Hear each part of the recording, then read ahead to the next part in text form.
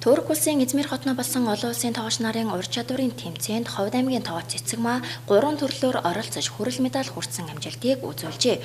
Тоглогчийн авьяас ур чадвараа дайчлан олон улсын тэмцээнд амжилттай оролцож Ховд аймгийнхаа нэрийг гаргасан аймгийн тоглогчдын холбооны тэргүүн Цэцэгмааг аймгийн засаг даргын орлогч Батсүх, засаг даргын тамгын газрын дарга Ган болнор хүлээн авч уулзан баяр хүргэж хүндэтгэл үзүүллээ. Одоо алс баруун хязгаараас одоо ингээд яваад аймаг орон нутгийнхаа нэрийг одоо олон улсын дивжинд одоо гаргаж ирсэндээ маш их баяртай байна.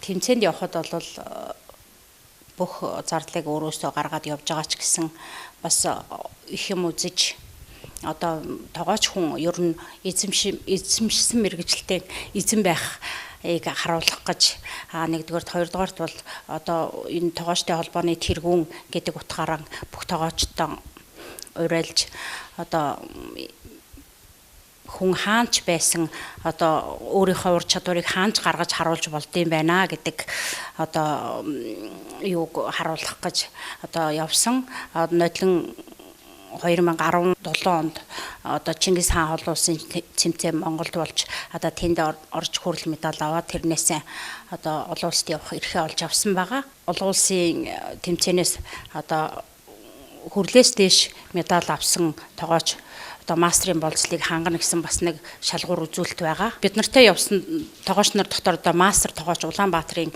одоо мастер тогооч бүр одоо академийн багш хүртэл явж оролцсон байгаа. Тэд нартай энэ зэрэгцэн явж одоо оролцож ирсэндээ маш их баяртай байна.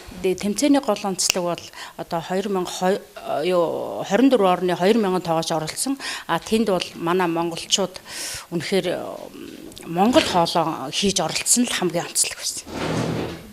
Монгол хоолоос дэлхийд бас гайхагдаж. Үнэхээр бидний одоо монгол хоол бол үнэхээр тэнд бол одоо шүүгч нарын анхаарлын төвд байж чадсан. Одоо тэр л бид нарт хамгийн гоё байсан. Таны одоо яг мөнгөн медаль авсан хоёр хоол яг ямар хоол байсан?